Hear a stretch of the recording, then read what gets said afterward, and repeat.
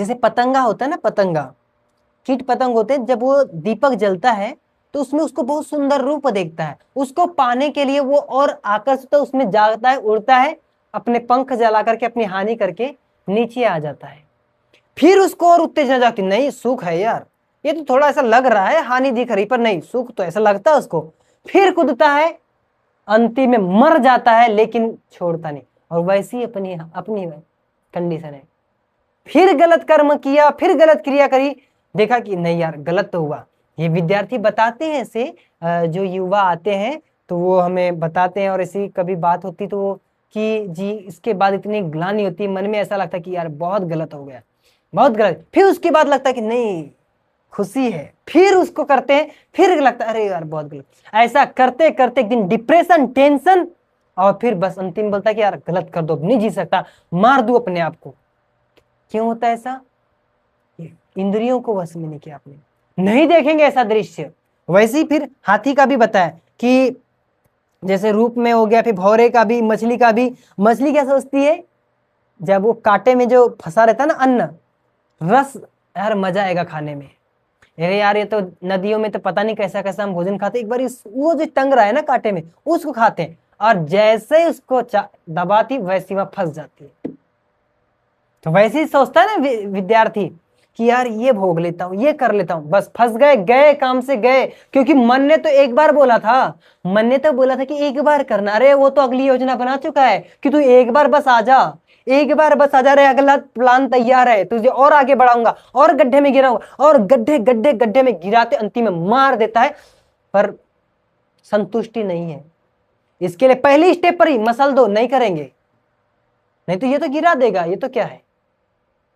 तो भाई अपने जीवन को यार देखो, मैं बता रहा हूं, ब्रह्मचर्य का अगर पालन नहीं करेंगे ना तो जीवन में कुछ नहीं है, फिर तो सुसाइड, डिप्रेशन, एंजाइटी, टेंशन, फिर तो कुछ भी नहीं है। तो और ब्रह्मचर्य का पालन ऐसी थोड़ी होगा कि यार खाए बादाम काजू और मस्त सो रहे बिस्तर में, नहीं, ऐसे थोड़ी ब्रह्मचर्य का पालन होता है। उसके लिए तो सुबह ब्रह्म मुहूर्त में उठना ही होगा, उठना, इसमें छूट नहीं कि अरे देखते हैं, नहीं नहीं नहीं, उठना ही है।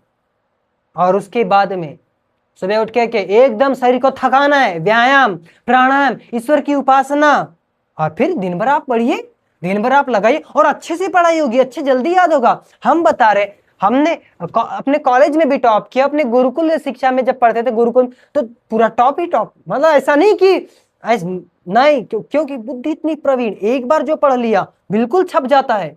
मतलब आचार्य जी हमसे बोलते थे ये ऐसे, जैसे आचार्य जी में हमें कहते थे कि आपको मैं कोई चीज बताता हूं तो बिल्कुल आप एक बार, आपका जो ग्रास्पिंग लेवल है, मतलब ग्रास्पिंग लेवल मतलब समझने की शक्ति, अपने याद करने की शक्ति, ये बहुत आपकी ज्यादा है, मेमोराइज पावर, कि एक बार आप सुनते बस आपको समझ में आ जाता है। पहली बात तो समझ में, दूसरी बात आपको याद हो जाता है। और बोले यार ये पेपर में ऐसे कैसे किसी की आप जैसा का वैसा उतार लेते हैं, हमारा कैसे, मतलब इतने सारे पेज, 25-30 पेज, इतने सारे 30-30 पेज भर दिए, और जस के तस, जैसा शास्त्रों में लिखा जस का वैसा पूरा।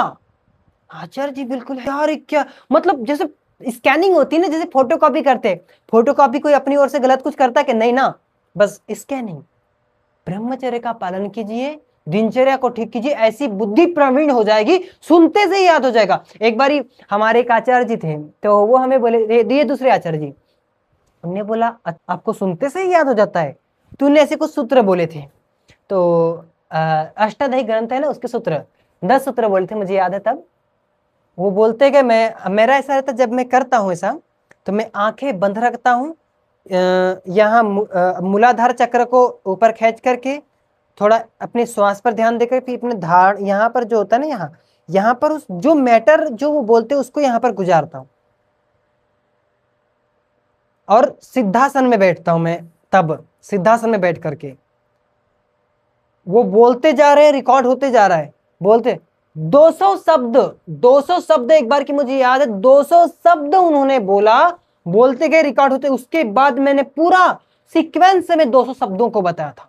एक अक्षर मुझे याद है, एक अक्षर बस छूटा था बस, नहीं तो पूरे 199 अक्षर पूरे बताए थे। और क्रमानुसार, जैसे शब्द कैसे बताए थे, जैसे कि पहले उनने बोला कुछ, जैसे बोला पहले नंबर पे घड़ी, दूसरे नंबर पे लैपटॉप, तीसरे नंबर लाइट, ऐसे कुछ भी उनने शब्द बोलते गए क्रमानुसार।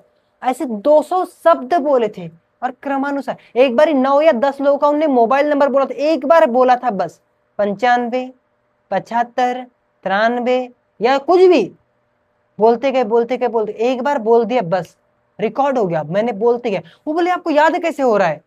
मैं आचार्य जी बोले, मैंने उन्हें 10 सूत्र बोला, उन्हें बोले मैं भी ट्रायल लूंगा, आप बड़ा लोगों को चमत्कार दिखा रहे हैं अपना कि हमें याद हो जाए, तो हमें भी बताओ जरा कैसे। तो मैंने आचार्य जी के सामने, ये साहब एक आचार्य जी थे, तो उनने मेरे को बोलते गए यार, बोले बढ़िया है। तो ये आपका समय बचेगा, आप दिनचर्या का बस पालन कीजिए। मेरी एक विनती, मतलब मान लीजिए मेरी ओर से बस एक बात को मान लीजिए कि मैं जो दिनचर्या बताता हूँ उसको आप मान लीजिए बस।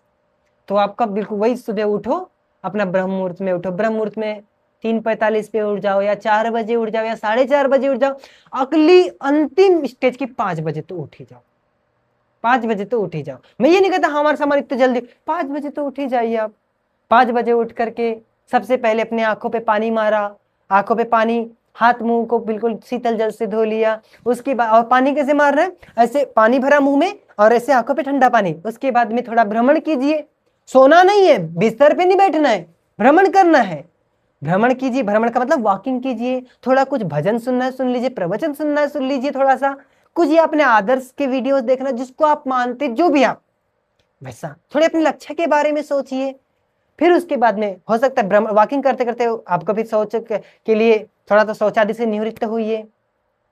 शौचादि से निवृत्त होकर के फिर स्नान करना है, स्नान कर लीजिए, और स्नान नहीं करना है पहले तो पहले व्यायाम करना है तो व्यायाम कर लीजिए, फिर स्नान कर लीजिए, और फिर ज्यादा नहीं तो 15 से 20 मिनट या आधा घंटा, 30 मिनट एक आसन में बिना हिले डुले, 24 मिनट कम से कम, या 25 मिनट 30 मिनट एक आसन में बिल्कुल ही ना डुले नाम जप करिए, प्राणायाम कीजिए, धारणा लगाइए, यहां पर ध्यान, धारणा यहां पर है, इसको बोल तेज बंधा चित्त तत्र प्रत्येक तांता ध्यानम सतैव वर्तमाता निवासम स्वरूप शून्य में समाधि, कि पूरा एकदम पूर्णतः ध्यान ऐसा लगा लो।